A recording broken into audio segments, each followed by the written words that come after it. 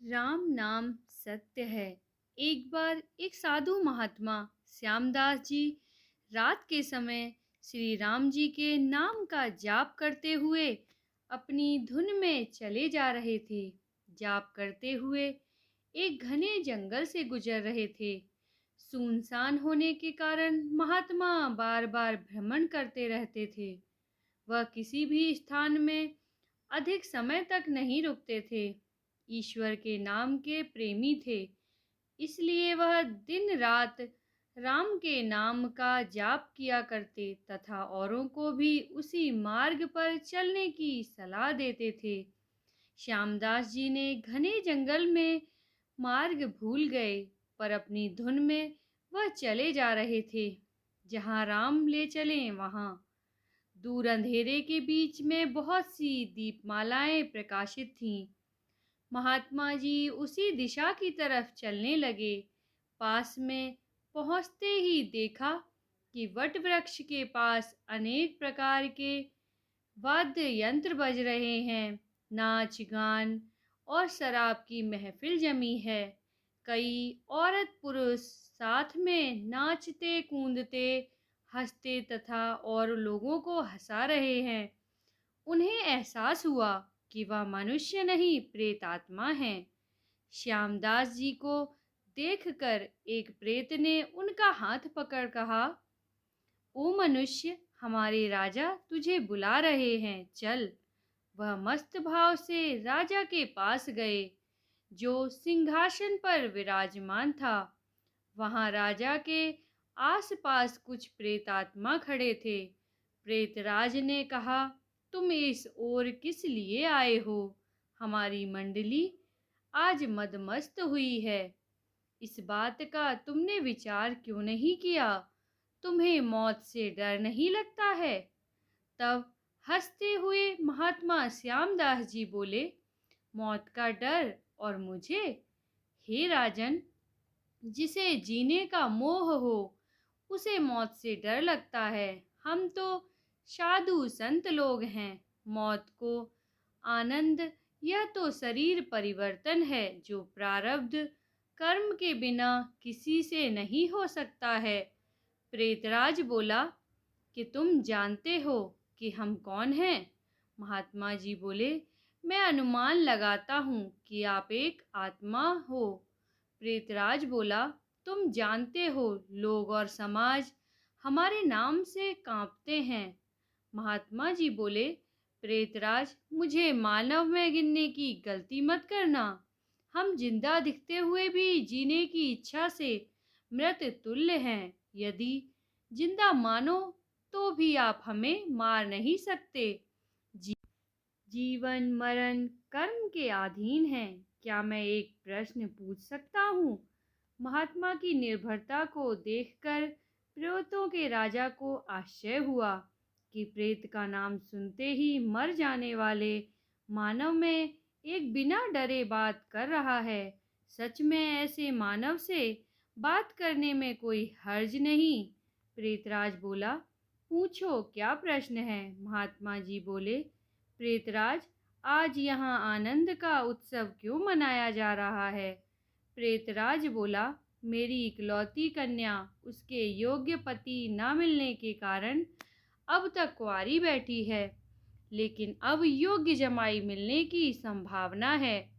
कल उसकी शादी है, इसलिए यह उत्सव मनाया जा रहा है। महात्मा हंसकर बोले, तुम्हारा होने वाला जमाई कहाँ है? मैं उसे देखना चाहता हूँ।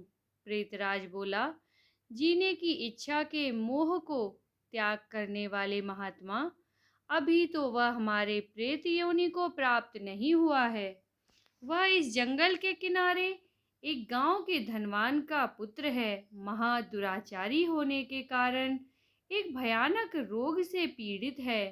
कल शाम होने से पहले उसकी मौत होगी, फिर उसकी शादी मेरी पुत्री से होगी। इसलिए रात भर गीत नृत्य और मदिरा पान करके हम आनंद का उत्सव मनाएंगे।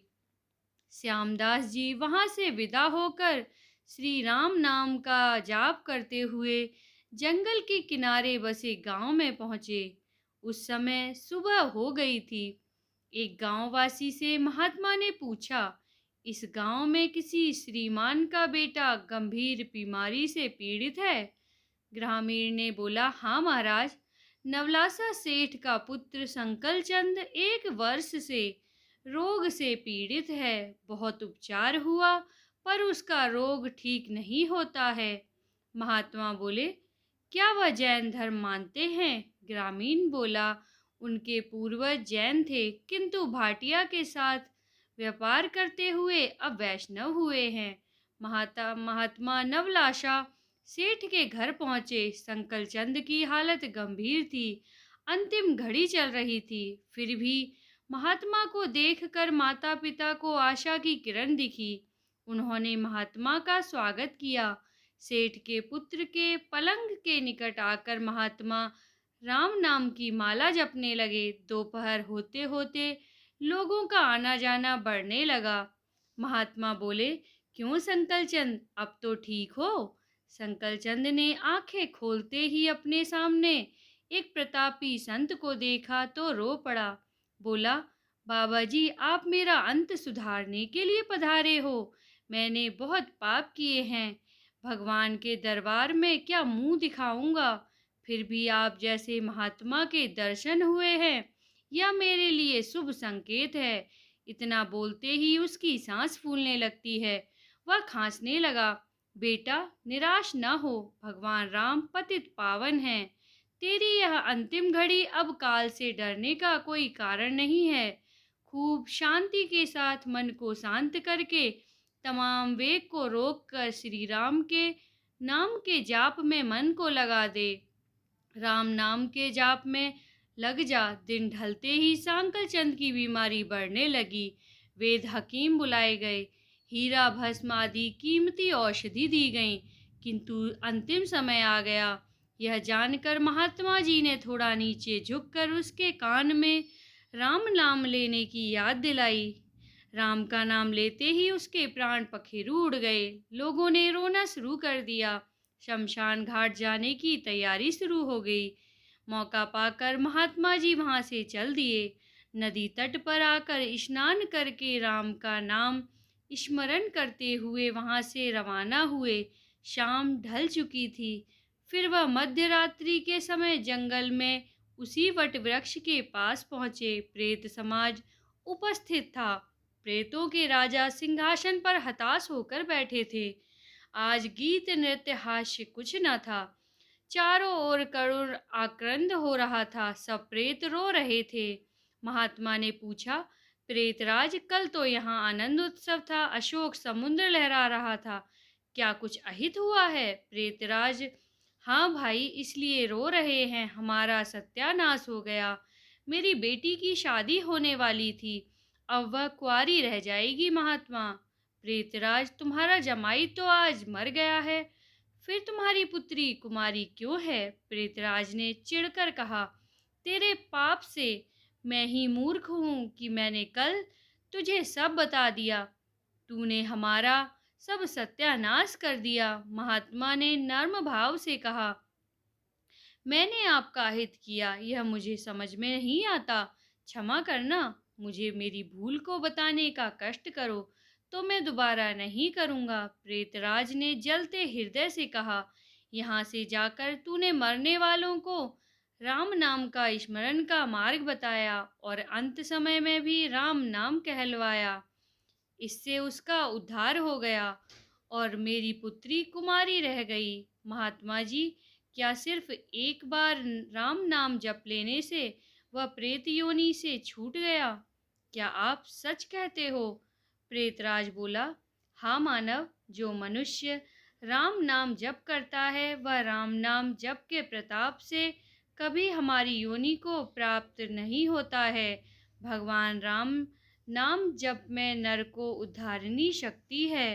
प्रेत के द्वारा राम नाम का यह प्रताप सुनकर महात्मा जी प्रेम आंसू बहाते हुए भाव से समाधि में लीन हो गए। उनकी खुली आंखें खुली तब वहां प्रेत समाज नहीं था।